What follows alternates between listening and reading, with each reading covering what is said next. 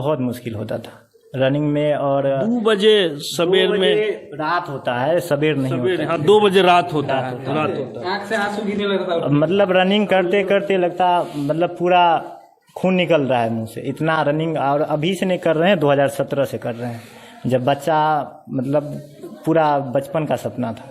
लेकिन ऐसे एकाएक सुनने में आया कि आप लोग का एग्ज़ाम कैंसिल है, आप लोग अग्निवीर से अब जा सकते हैं। अब क्या करोगे? अब क्या करना है, अब जो सरकार अब कर दिया तो नहीं कर सकते, सरकारी पर चलना है तो उसी पे चलना है। आप ही जो अभी माइक लेकर अभी हमसे सवाल पूछ रहे हैं, आपसे बोलेगा आपका माइक हटाइए, आप जाइए, अब अपना दूसरा काम ढूंढिए, आपको अच्छा लगेगा। 4 साल के लिए जाएंगे टीओडी में।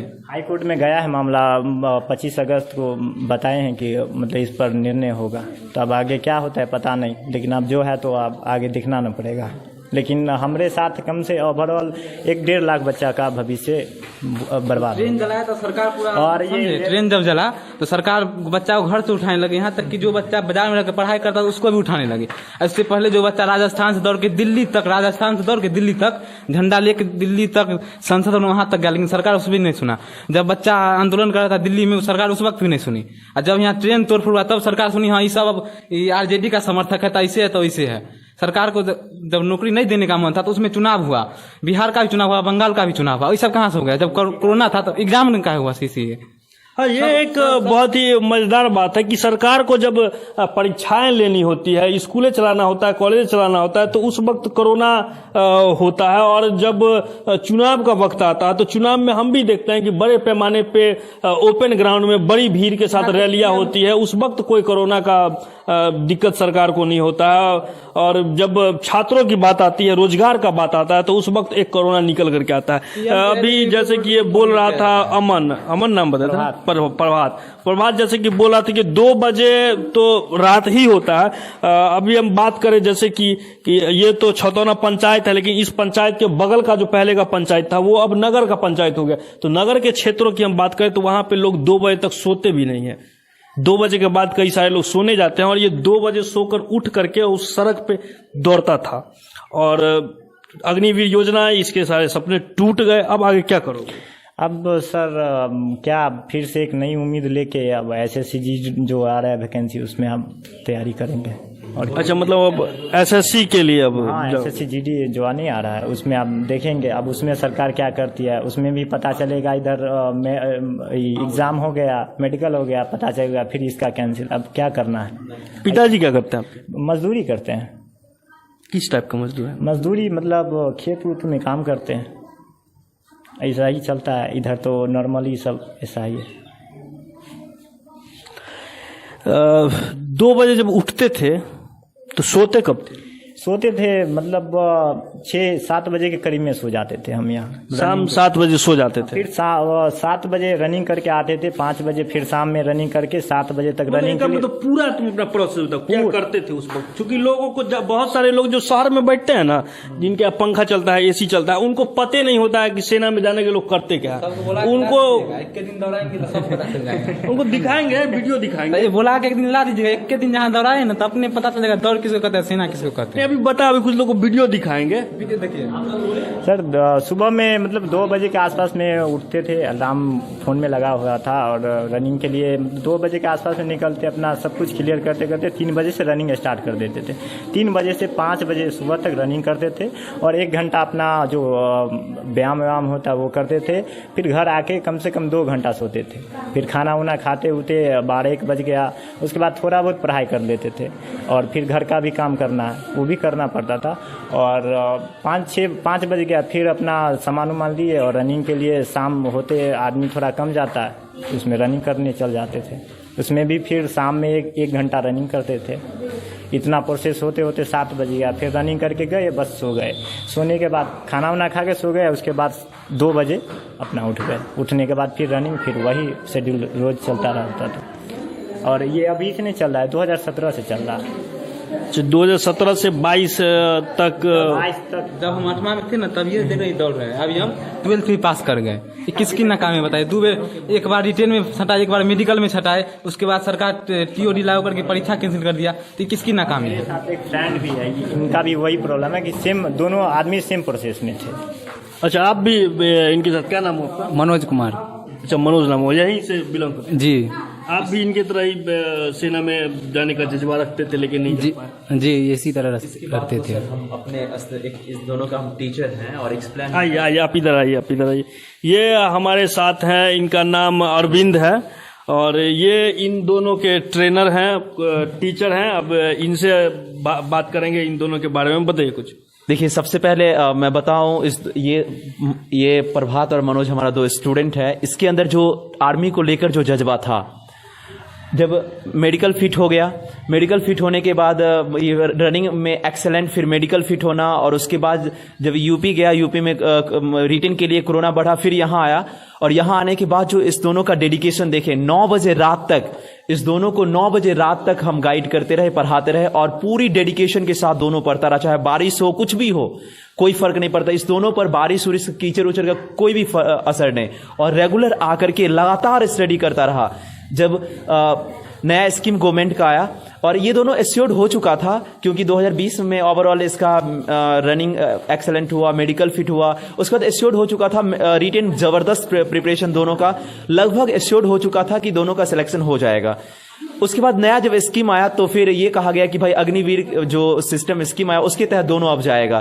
तो दोनों बेहद हताश, निराश था।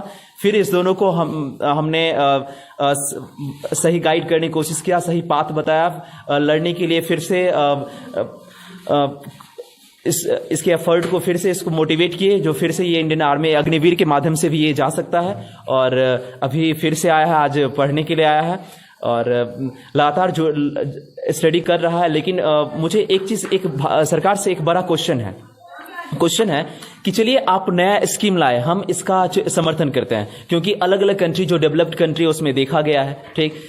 लेकिन इस दोनों बच्चे को, और ऐसे हजारों बच्चे हैं जो 2 साल एश्योर्ड था रिटेन को लेकर के, जो उसका निकलना तय है, 2 साल उस पर डिपेंड था, उसी जो क्वालिफाई कर चुका था आर्मी का जो एग्जाम क्वालिफाई, ये रनिंग और मेडिकल फिट हो चुका था, क्वालिफाई हो चुका था, उस चीज को लेकर एश्योर्ड था कि रिटेन होगा, मेरा सिलेक्शन हो जाएगा।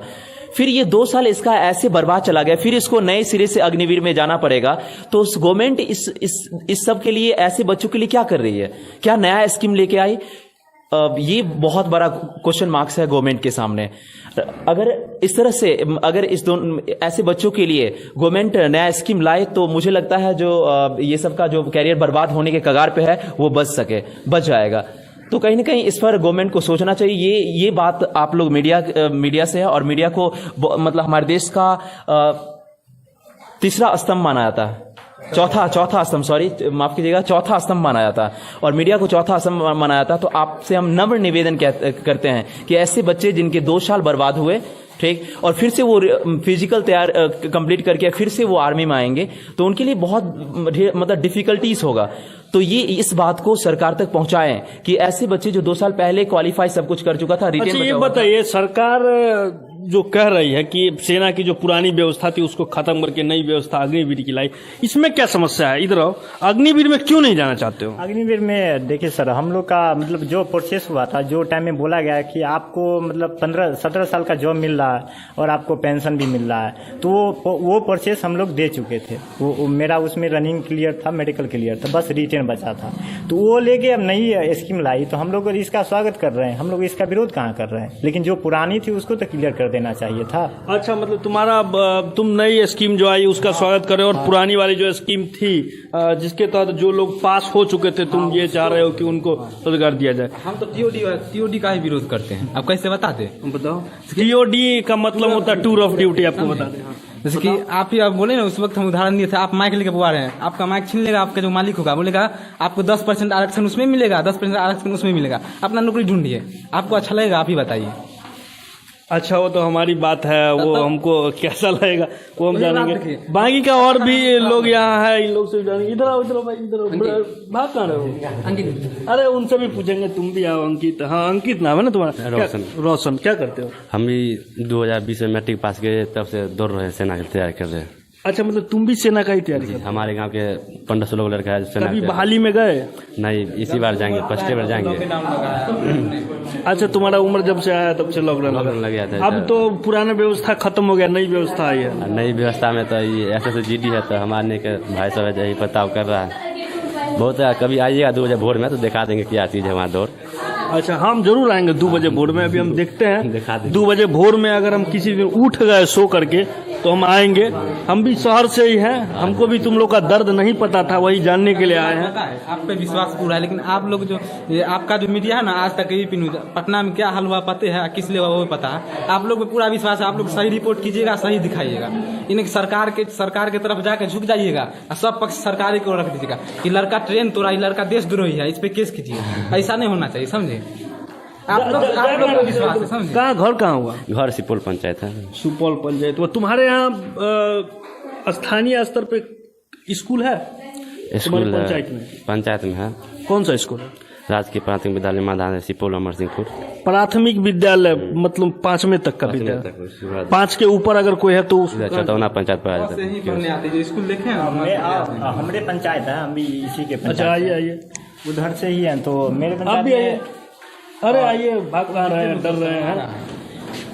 आइए, स्कूल का भी डरते व्यवस्था कहाँ हैं? नहीं है। आपको तो 3 गो राखी बांधा गया, आप में तो हिम्मत होना चाहिए। हैं, डरते कहाँ हैं? आगे आइए, बोलिए। तो 5 के बाद वहाँ स्कूल का व्यवस्था खत्म, सरकारी स्कूल नहीं मिला। यहाँ हम लोग को यहाँ आना पड़ता है रामनाथपुर।